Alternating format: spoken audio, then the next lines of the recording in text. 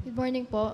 Bea po from Bombo Radio Philippines. Ma'am, hingin ko lang po yung updates doon sa status ng request ni OMB Remulla hinggil doon sa foreign travel restriction order. Laban daw po dito sa 77 na sangkot sa flood control and kasalukuyan kasi siyang nasa fact-finding ng OMB. So, any status update po regarding this matter, ma'am?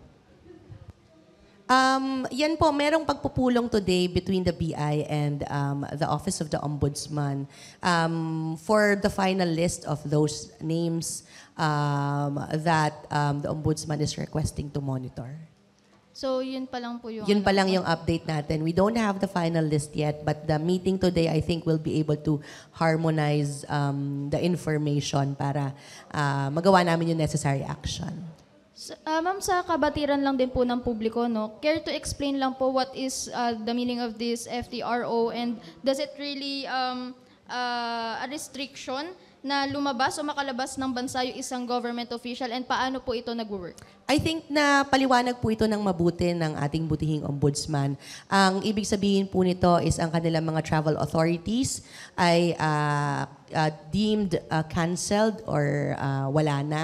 So once a government employee or official kasi ay umaalis po ng bansa, kinakailangan niya ng valid travel authority. Ako po mismo na nagtatrabaho sa immigration, hindi ako pwedeng mag-book this weekend at umalis kasi kailangan it has to go through the motions of being approved by our mother department, which is the Department of Justice, para payagan ng isang government employee to leave the country. So, yun po yung paliwanag ng ating butihing ombudsman.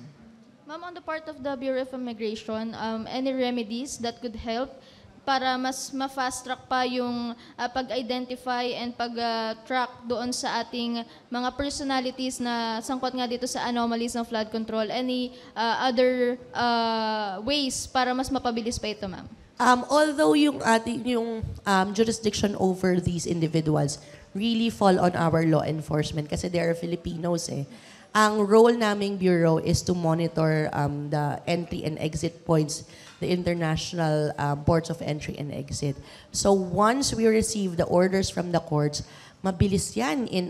Pag-receive namin in less than an hour, we have included that in our system already. So agad-agad po namin na-i-implement para kunwari may mag-a-attempt tumakas, may nag-a-attempt umalis, agad nang nasa system and we are able to intercept that person already. On the other hand, ma'am, no, itanong ko na lang din po yung regarding kay Attorney Harry Roque. Since canceled na yung passport niya, but then we cannot still identify which country he is right now, no? And based po dun sa naging intel, meron po siyang another passport. So, for the part naman po ng Bureau of Immigration, ano po yung ginagawa natin na communication sa ating foreign counterparts para po mas mapadali din po yung paghuli or pag-aresto natin kay Roque? Si Attorney Harry Roque po is not within the jurisdiction of BI kasi he is Filipino. Pero what we do is we help the law enforcement agencies in gathering intelligence information.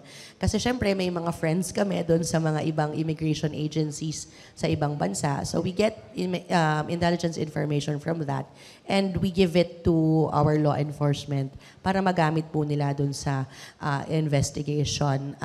Sa paniniwala naman po natin, nilolocate po nila and they have leads already on where he is or they might know already where he is. But of course, kailangan nating sundin na meron ding mga procedures when it comes to the immigration of the other country or where he is. If they do not send him back yet, then hindi pa siya mapupunta dito sa loob ng bansa, sa jurisdiction ng Pilipinas. So, we have to respect that as well.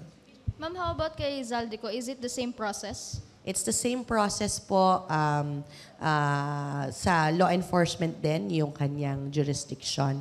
We also give information sa kanila but hindi ko lang ma-share ngayon because it's intelligence information. But we do give information to them na nagagamit nila to locate him. Thank you, ma'am. Thank you. Any other questions from media? Hi, Miss Dana. Whereabouts na lang po nung other SunWest executives, kung meron pong detalye po ang BI? Yung may warrant of arrest, yun, hindi pa din po nagbabago yung kanilang record sa atin. Out of the four out of the four individuals that are outside the country dun sa listahan po ng ombudsman, tatlo na lang sila kasi yung isa, yung si Montrexis Tamayo, nakabalik na po sa Pilipinas. But the four others, ang last record po natin is departure. I will just look at my código as to when they left. Okay. Dun sa records po natin, former Congressman Zaldico left the country for Singapore on August 6. DPWH OIC Planning and Design Division Chief Montrexis Tamayo left for Qatar on November 15, but he's back just the other day, and the warrant of arrest was implemented already by the PNP. SunWest Incorporated President and Board Chairman Aderma Angeli Alcazar traveled to Australia on October 2, while SunWest Incorporated Treasurer Cesar Buenaventura departed for the United Arab Emirates also on October 2. So sila na po tatlo. Yung si Mr. Timogen Sakar, Timogen Sakar. Sorry, ang dami. DPWH Materials Engineer, supposedly nakabalik po kahapon from Israel. Baka ito yung may warrant eh. I don't think that name is part of those who have a warrant.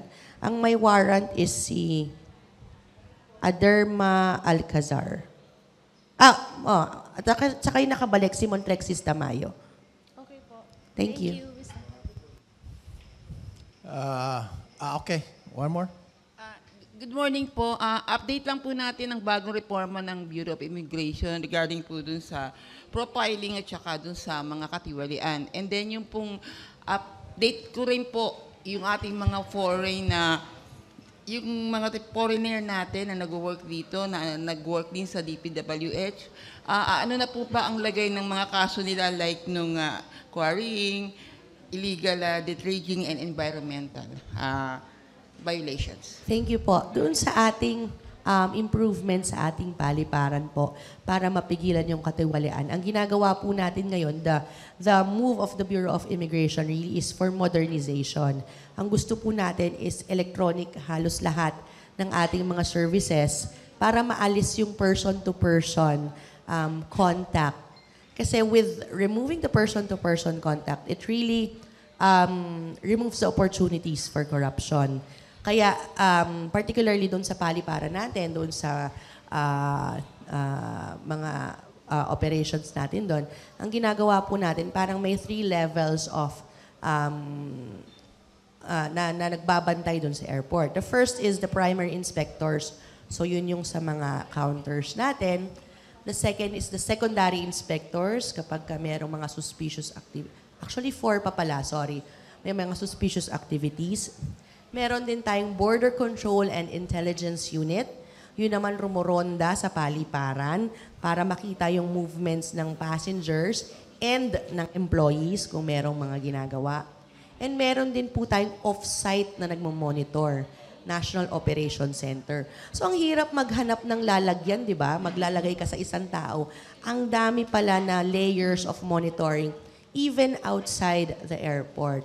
That's what we're doing kasi kailangan ng layers and layers of monitoring. Yung atin pong nabanggit ninyo, yung sabi niyong profiling doon sa mga umaalis. Ang main concern namin ngayon, really, yung pinakamalaki na trend na nakikita natin is yung mga nagtatrabaho po sa scam hubs abroad. Ito po yung, kung maalala nyo, very similar siya sa POGO operations dito sa Pilipinas. Yung POGO operations, nagsimula ng online gaming, maya-maya nagiging scam hub na. That's why pinili po ng ating Pangulo na talagang paalisin na itong mga ito at iba na ang POGO sa Pilipinas. Kaya nga po naglabas ng batas anti-POGO. Ngayon, ang mga Pilipino naman ang nire-recruit palabas ng bansa for similar operations. And nakakakilabot po, I want to really repeat this over and over again. Kahit medyo nakakasawa na akong pakinggan. Pero nakakakilabot kasi yung mga nangyayari doon sa mga nabibiktima sa mga scam hubs na ito. Ang target nila, yung mga young urban professionals na may call center experience, ganyan.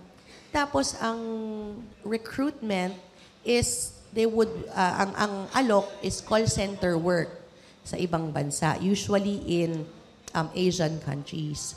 Pero ang ending, scammer. At pag hindi sila nakapag-scam, meron silang quota na hindi mai-scam, binubugbog po sila, sinasaktan, talagang pinagbabayad sila ng multa para lang pauwiin.